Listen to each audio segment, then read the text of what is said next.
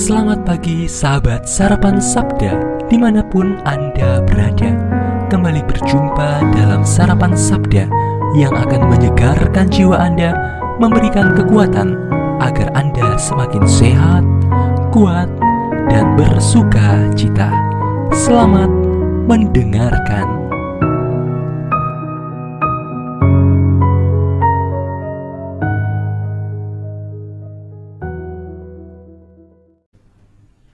Selamat pagi, sahabat Sarapan Sabda. Perkenalkan, nama saya Frater Vergilius Seto Adi Purwono dari Seminari Tinggi Santo Paulus Kentungan, Yogyakarta. Pada hari ini, hari Rabu 26 Mei 2021, kita memperingati peringatan Santo Filipus Neri, seorang imam.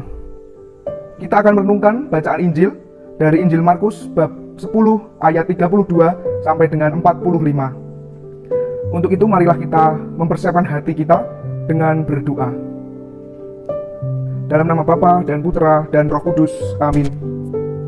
Allah Bapa yang bertahta dalam kerajaan surga, kami bersyukur atas anugerah hidup yang boleh Engkau berikan kepada kami, sehingga kami dapat hidup pada hari ini dengan sehat dan dengan semangat yang baru. Kami mohon, bukalah hati kami, sehingga kami mampu untuk mendengarkan sabdamu pada hari ini, sehingga kami dapat Kau jiwai untuk semakin berkarya dan bertindak, dan juga mengusahakan kekudusan dalam kehidupan kami. Demi Kristus pengantara kami. Amin. Semoga Tuhan beserta kita. Inilah Injil Yesus Kristus menurut Santo Markus. Dimuliakanlah Tuhan. Sekali peristiwa, Yesus dan murid-muridnya sedang dalam perjalanan ke Yerusalem. Yesus berjalan di depan. Para murid merasa cemas dan orang-orang yang mengikuti dia dari belakang pun merasa takut. Sekali lagi Yesus memanggil 12 muridnya dan ia mulai mengatakan kepada mereka apa yang akan terjadi atas dirinya. Yesus berkata, "Sekarang kita akan pergi ke Yerusalem, dan anak manusia akan diserahkan kepada imam-imam kepala dan ahli-ahli Taurat. Mereka akan menjatuhi dia hukuman mati. Mereka akan menyerahkan dia kepada bangsa-bangsa yang tidak mengenal Allah. Ia akan diolok-olokkan, diludahi, disesah, dan dibunuh.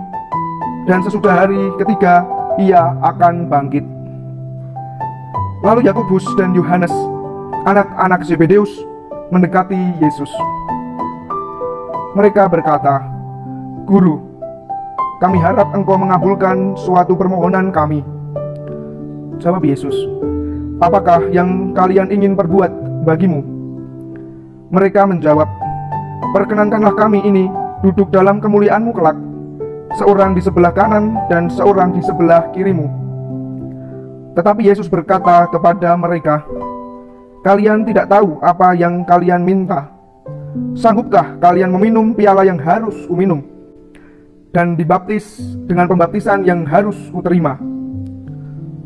Mereka menjawab, "Kami sanggup."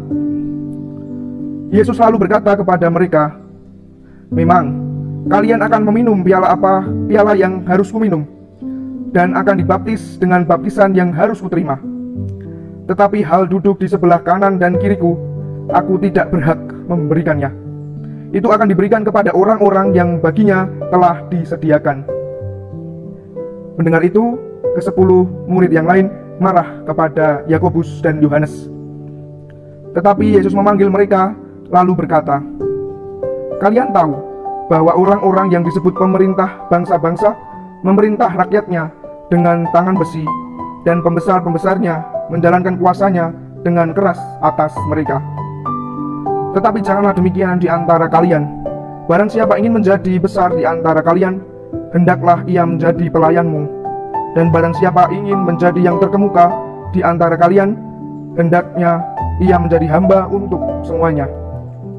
Sebab Anak Manusia pun datang bukan untuk dilayani, melainkan untuk melayani dan untuk memberikan nyawanya sebagai tebusan bagi banyak orang." Demikianlah Injil Tuhan. Terpujilah Kristus. Para saudara, dimanapun Anda berada, bagaimana kabarnya? Saya harap dalam keadaan baik. Pada kesempatan permenungan hari ini, saya mengajak kita semua untuk mengenal sosok Yakobus dan Yohanes. Mereka adalah saudara, yaitu anak dari Zebedeus. Mereka mempunyai permohonan yang sangat luar biasa, yaitu mereka ingin duduk dalam kemuliaan bersama Tuhan kelak nantinya.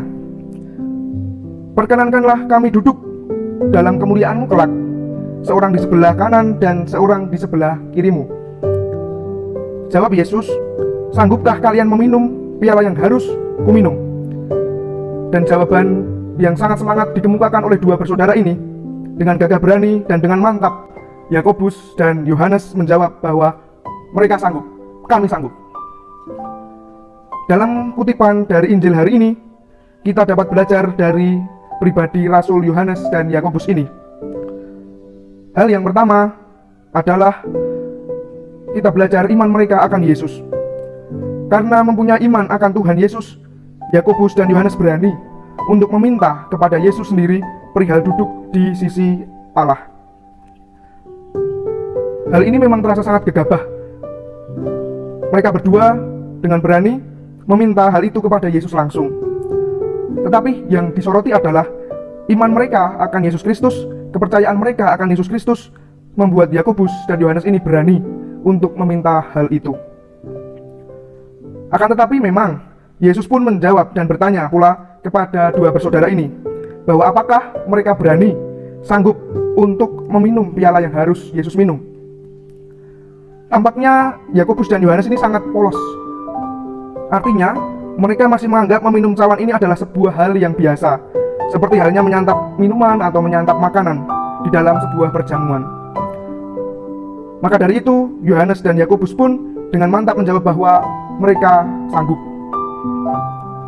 Sebagai lanjutan permenungan, kita melihat bahwa iman dari kedua bersaudara ini sungguh berbuah. Yakobus dan Yohanes memang bukanlah seorang rasul yang kaleng-kaleng, yang embyeh-embyeh. Mereka berdua sungguh berani dan konsekuen dengan apa yang mereka bicarakan dan mereka minta kepada Yesus sendiri. Hal itu sangat terlihat pada masa akhir dari kehidupan mereka berdua. Kita tahu, Yakobus merupakan rasul pertama yang menjadi martir karena membela imannya akan Kristus. Lalu saudaranya Yohanes merupakan sosok yang loyal sampai pada akhir hidupnya ia wafat. Yohanes wafat dalam usia tua. Dia adalah satu-satunya rasul yang tidak dimartir. Yakobus dan Yohanes bersama dengan Petrus merupakan tiga sokok guru gereja. Hal itu tampak jelas dalam kitab suci yang kita punyai, bahwa ketiga rasul ini dimasukkan dalam kanon kitab suci pada perjanjian baru. Hal itu terlihat dari surat kepada Petrus, kemudian surat dari Petrus, surat dari Yohanes, dan juga Yakobus. Hal itulah menjadi salah satu faktor bahwa ketiga murid ini menjadi sokok guru gereja yang sungguh berjuang pada gereja awal-awal untuk mengembangkan gereja. Kita kembali pada permenungan Injil pada hari ini. Dari bukti di atas tadi, kita dapat melihat bersama bahwa Yakobus dan Yohanes sungguh menjadi murid yang pengpengan, yang total dalam menjalankan kemuridannya. Mereka adalah murid yang konsisten dan konsekuen dengan apa yang mereka ungkapkan dan mereka katakan tadi di atas. Ungkapan yang mantap bahwa mereka sanggup untuk meminum cawan yang harus ditanggung oleh Yesus. Hal yang kedua yang bisa kita renungkan pada Injil hari ini adalah kita belajar dari Yakobus dan Yohanes bahwa mereka adalah pribadi yang sembodo, yaitu pribadi yang konsekuen dan konsisten dengan apa yang mereka katakan dan apa yang mereka lakukan dalam kehidupan sehari-hari. Mereka mengatakan dengan mantap bahwa ia sanggup, bahwa kami sanggup untuk mengikuti dan untuk minum cawan yang harus Yesus minum. Hal itu sungguh diwujud nyatakan dalam tindakan mereka sampai mereka wafat. Pada hari ini pula kita memperingati Santo Filipus Neri, seorang imam yang terkenal humoris. Dia adalah satu dari beberapa santo gereja Katolik yang terkenal humoris. Dalam Gaudete et Exsultate, sifat atau sikap humoris adalah salah satu bentuk dari kesucian. Maka dari itu, permenungan kita hari ini terasa sangat lengkap. Mengapa demikian? Kita disuguhi 3 sosok murid, yaitu Yohanes, Yakobus, dan Filipus Neri. Kita dipanggil untuk menjadi suci seperti mereka. Untuk menjadi suci, kita perlu mengikuti dan bisa membedakan antara hal yang baik dan hal yang buruk.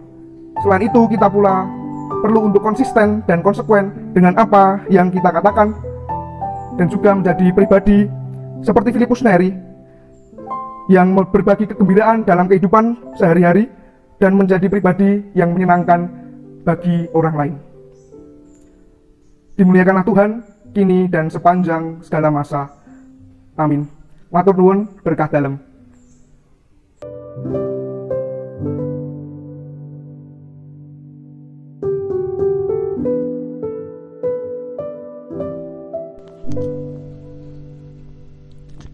Demikianlah sarapan sabda hari ini. Semoga dapat menjadi bekal bagi permenungan Anda. Sampai jumpa lagi dalam edisi sarapan sabda berikutnya. Matur nuwun berkah dalam.